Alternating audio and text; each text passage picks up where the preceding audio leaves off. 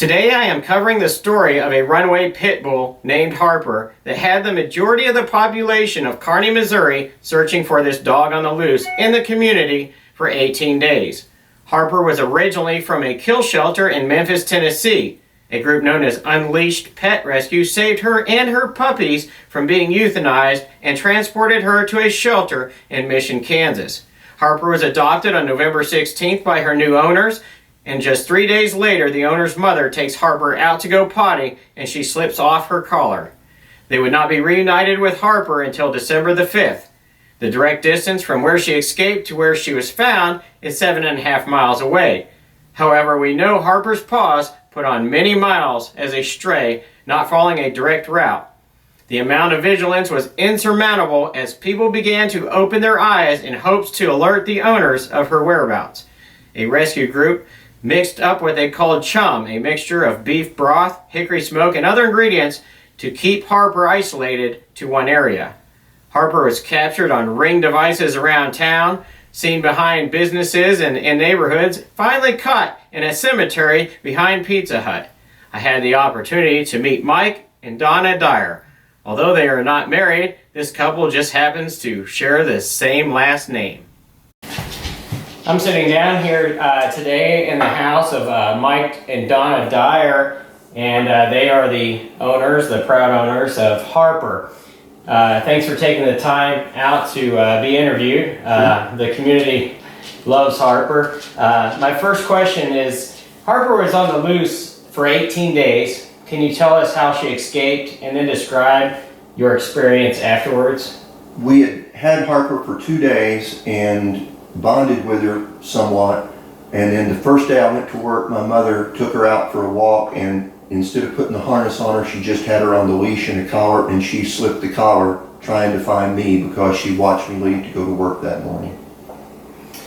And there were many nights below freezing in these 18 days. In fact, I remember leaving for work while Harper was under the stars and it was 25 degrees out.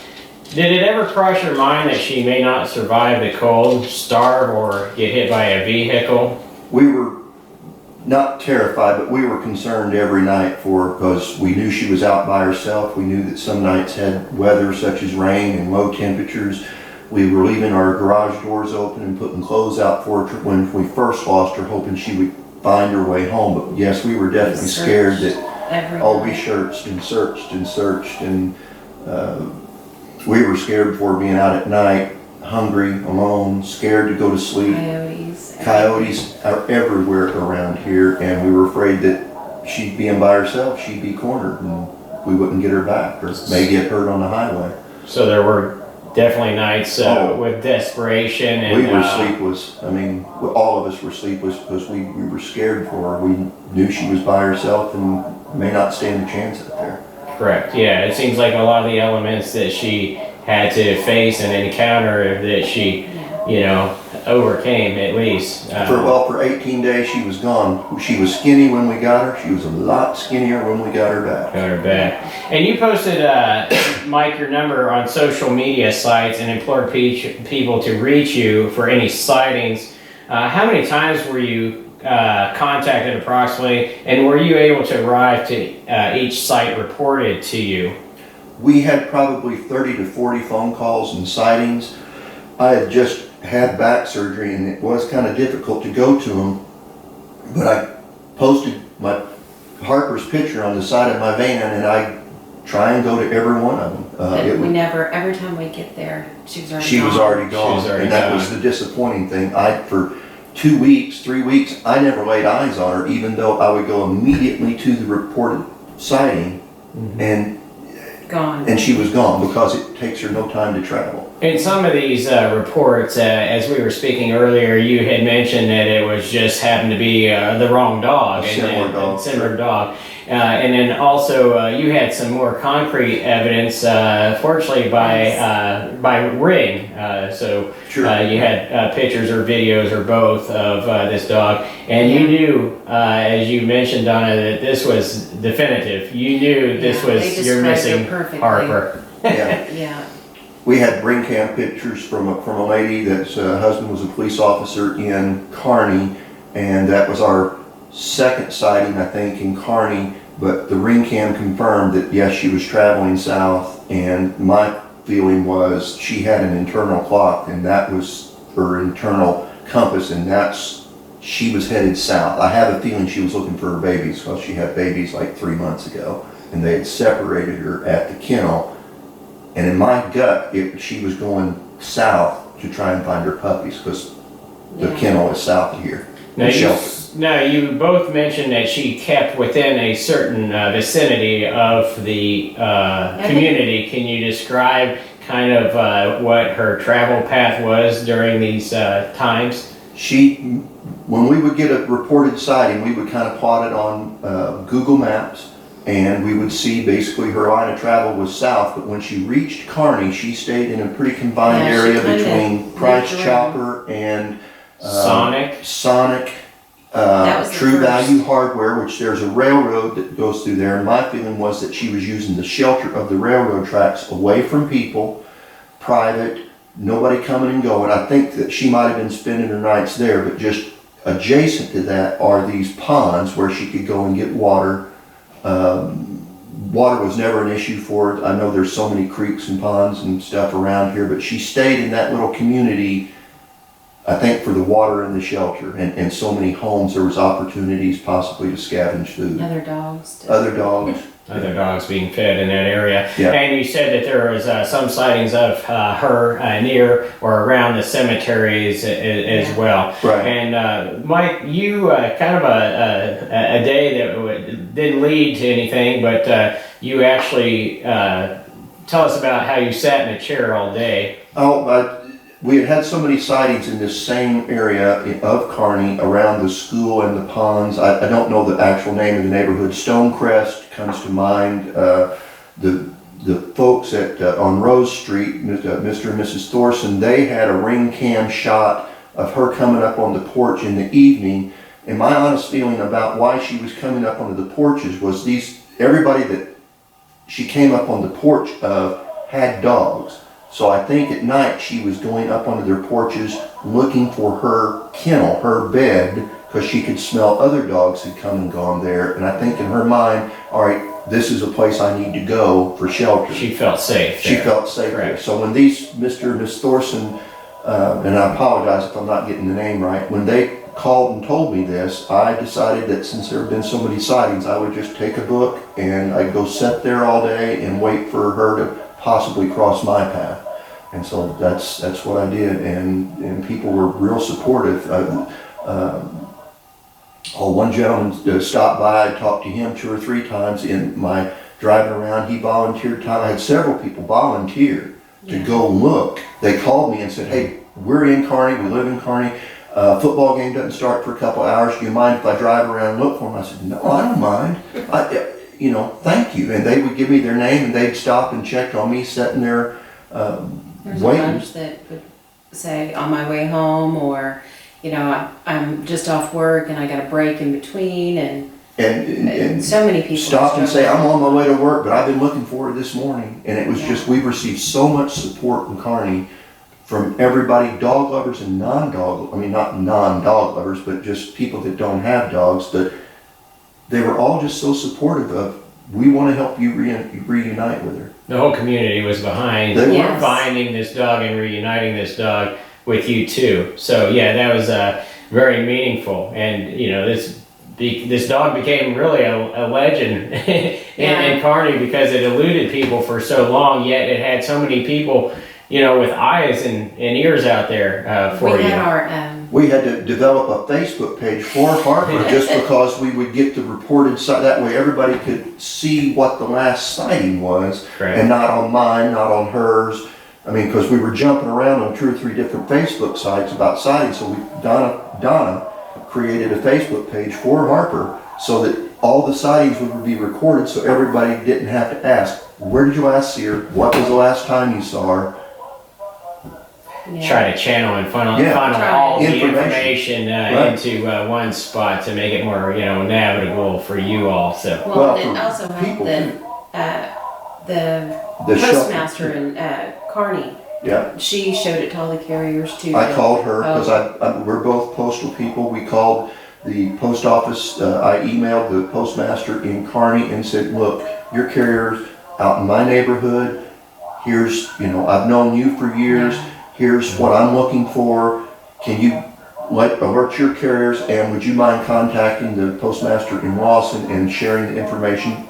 We've got our own network of people out there every day delivering to every address. So right. So you had postal workers, you had concerned residents, school bus drivers, and that's that's what I was going to ask, because you had brought that up prior. Ultimately, it was school bus drivers that was able to locate Harper and reunite her with you all. Is that correct? That is Leashes correct. on her. Two school bus drivers saw her in Kearney, and another young lady that lived in the area saw Harper playing with some puppies behind a chain link fence. I think it was the lady that owned the puppies. And that may be. But the school bus drivers somehow got her some food and got a leash on her, and got 2 leashes. yeah, they said we've got, and they told us she wasn't getting loose at that point. Let's see, that was the day I was just coming back from, they were turning my device on for my back, and Donna didn't think I was going to be able to make it because I was in the doctor's office, so they were talking to her on the Harper page, and she said, I'm leaving work right now. Her boss at work, the postmaster of Kansas City, said, go do it, do what you need to do. And she started to leave and text me, and I said, I just got out of the doctor's office. You can go back to work. I'll deal with this. I couldn't do it. And she started back to work, and she said, no, I got to see for myself. And she turned around and she came to Kearney, and we got there within minutes of each other. Yeah. And Harper was with these ladies at the cemetery right behind Pizza Hut in Kearney, and they had her, and they'd already fed her, and she was. And you could tell she was just ready to nap. Yeah, her stomach was so full, she just wanted to go to sleep. Ready to give up and be back home with you. Yes. All. That's great. She was awesome at that point. But I really appreciate the school bus drivers contacting us and them paying attention and being a service they to said the they've community. been watching ever since they've seen the post. So. Yeah. And I think many people in the community were doing the same. Oh, they were.